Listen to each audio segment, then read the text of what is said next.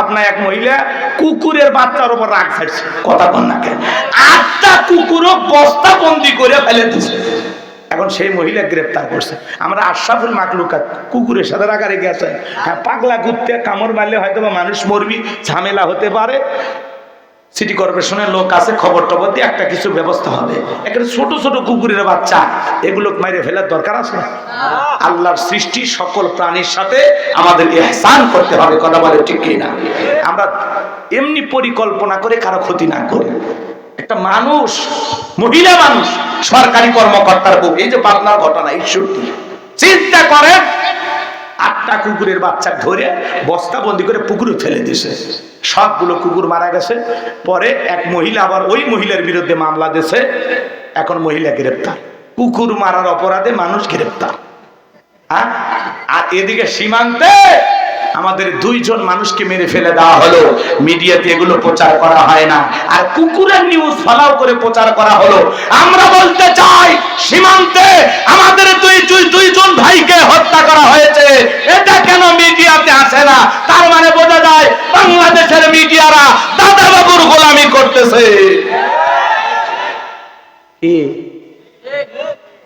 সীমান্তবর্তী এলাকায় 2 জন মুসলমান মারে, তার নিউজ নাই।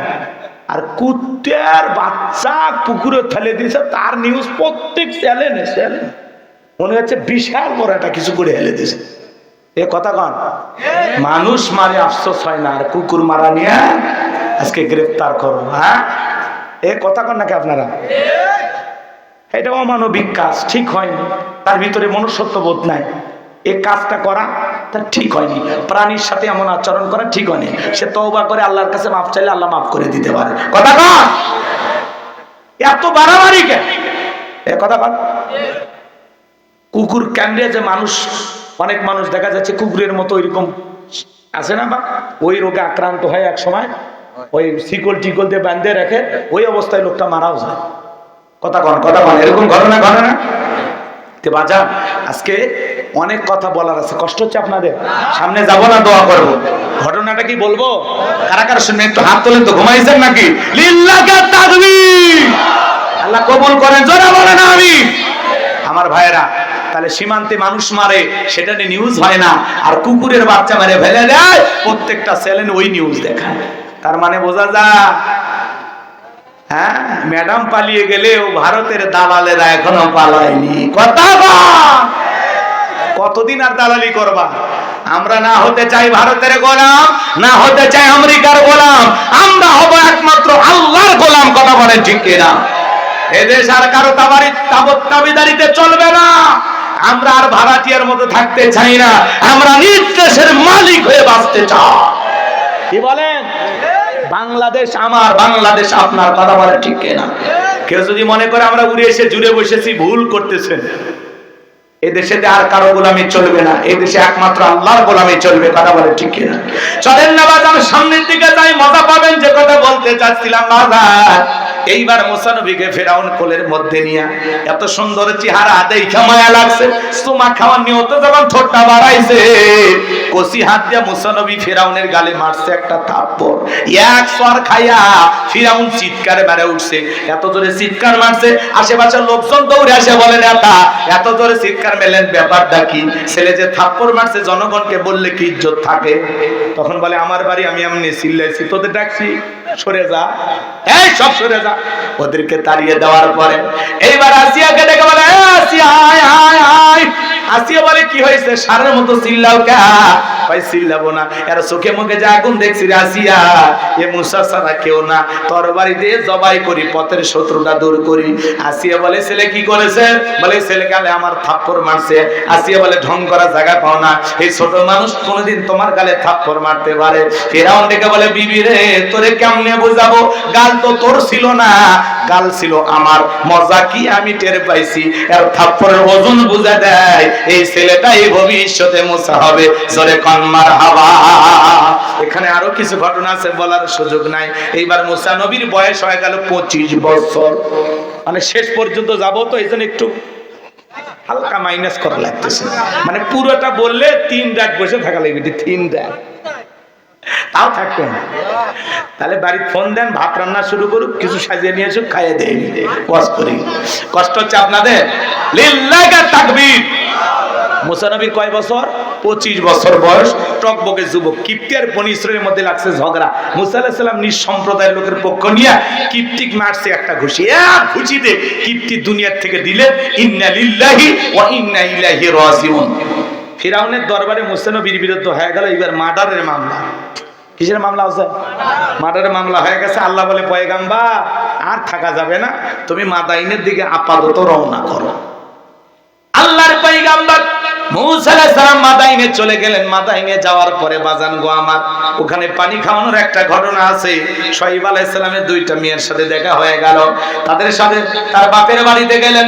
যাওয়ার পরে শুআয়ব আলাইহিস সালামের দুইটা কন্যা দেখে বলে, আব্বা আমরা মেয়ে মানুষ, পানি খাওয়াইতে গেলে অনেক ঝামেলার সম্মুখীন হওয়া লাগে। আমাদের বাড়িতে একটা কাজের মানুষ দরকার। একটা ছেলে পাওয়া গেছে। এই ছেলেটা হলো অত্যন্ত শক্তিশালী, আর এই ছেলেটা এতটাই লাজুক বাবা। আমরা দুইটা বোন কয়েকটা ঘন্টা তার সামনে ঘোরাফেরা করলাম, একটা বারের জন্য আমাদের দুই বোনের চেহারার দিকে তাকায় নাই। বলেন আল্লাহু আকবার। ও আব্বা, এই ছেলেটাকে রাখাল হিসেবে রাখতে পারেন। শুআয়ব আলাইহিস সালাম বয়স হয়ে গেছে, মুসা আলাইহিস সালামকে রাখাল হিসেবে বাড়িতে রাখলেন।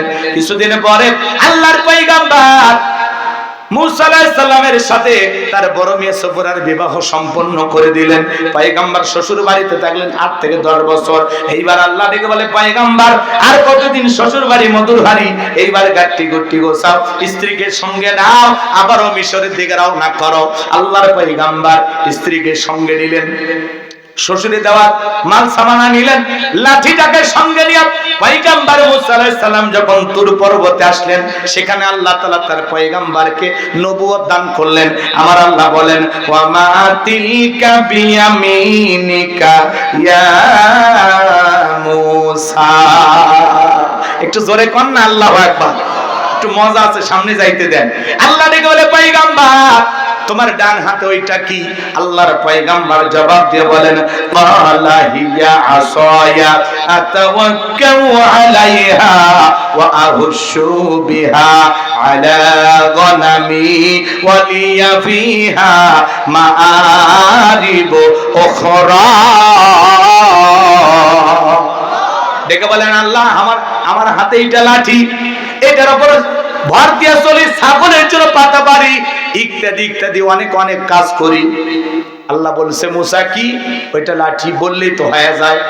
কিন্তু মুসা আলাইহিস সালাম কি বলতেছেন, আল্লাহ এইটার নাম লাঠি, এইটার উপরে ভর দিয়ে চলি, ছাগলের জন্য পাতা পারি, ইত্যাদি ইত্যাদি অনেক অনেক কাজ করি লাঠি দিয়ে। আল্লাহ ডেকে বলে, পয়গাম্বর প্রশ্ন করলাম একটা, জবাব দেও যাবে একটা, কারণটা কি? আচ্ছা বলেন তো মাজান, মুসা নবী কথা বলেন কার সাথে? খবর নিয়ে আসবি। সিন্ধুক বাঁচতে বাঁচতে চলে গেল ফিরাউনের ঘাটে। ওই দিন ফিরাউন তার প্রিয়তম স্ত্রী আসিয়াকে নিয়ে আসছে সমুদ্রের সৈকতে হাওয়া খাইতে। মাঝে মাঝে আপনারা বউকে নিয়ে বিনোদন করবেন, এখানে সেখানে ঘুরতে যাইবেন, তবে অবশ্যই বোরকা পরে পর্দা করায়া নিয়ে ঘুরবেন। কথাকে বলছেন, ওইদিকে যাওয়ার সুযোগ নাই, চলেন। এইবার সিন্ধুকটা নিয়ে যখন ফেরাউনের সামনে নিয়ে যাওয়া হলো, ফেরাউন ডেকে বলে, সিন্ধুকটা খোলো তো দেখি। সিন্ধুকটা যখন খোলা হলো, সবাই তাকায় দেখে, মনে হয় সিন্ধুকের ভিতরে পূর্ণিমার চাঁদ ধরা দিয়েছে। কি সুন্দর একটা ফুটফুটে বাচ্চা। আসিয়ার দেখে চক্ষুটা শীতল হয়ে গেল। ফিরাউন ডেকে বলে, করো বাড়ি, আন জবাই কর। এইটাই মুসা। আসিয়া বলে, থামো, খালি মারা শিখছো, এতগুলো মারলে তাও কি তুমি শান্তি পাইলা না? ও স্বামী, এই ছেলেটাকে মারার আগে তোমাকে প্রশ্ন করতে চাই, এই যে সিন্ধুক দেখা যায়, এমন কাঠ কি তোমার দেশে পাওয়া যায়? ফেরাউন এইবার সিন্ধুকটা নেড়ে ছেড়ে বলে, বিবি এমন কাঠ আমি কেন, আমার বাপ দাদা 14 পুরুষও দেখে নাই, তাই নাকি? বলে হ্যাঁ।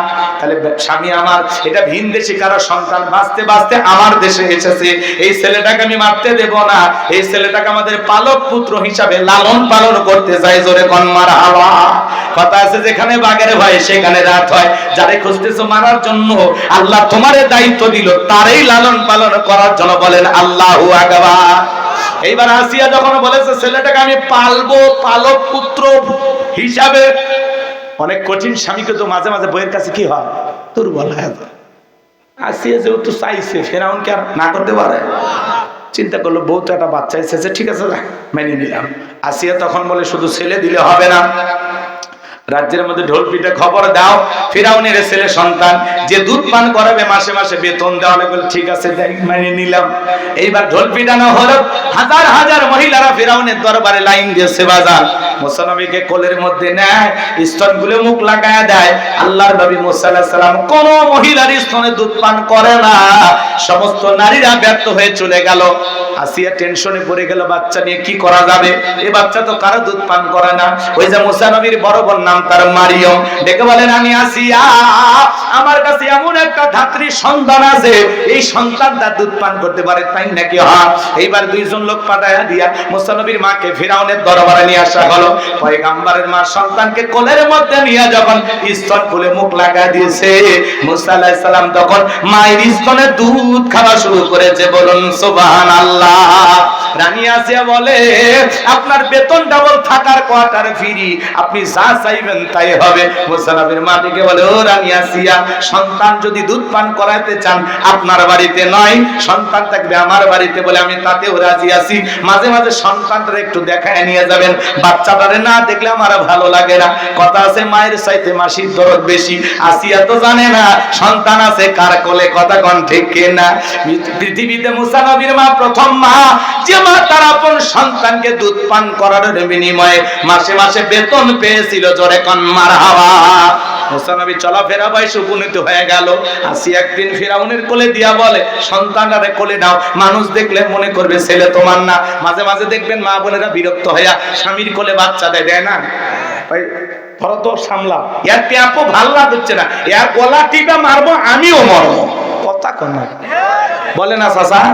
রাগ করে স্বামীর কোলে বাচ্চাদের ধরো তো সামলাও, এর জ্বালা সহ্য হচ্ছে না। বাপও জ্বালায়, বেটাও জ্বালায়, বাপও হারামি, আমার পেট থেকে ডবল হারামি। কথা কর। সন্তান খারাপ হলে আপনার আমার 14 গোষ্ঠী উদ্ধার করে, আর বংশই খারাপ, আর বংশই খারাপ।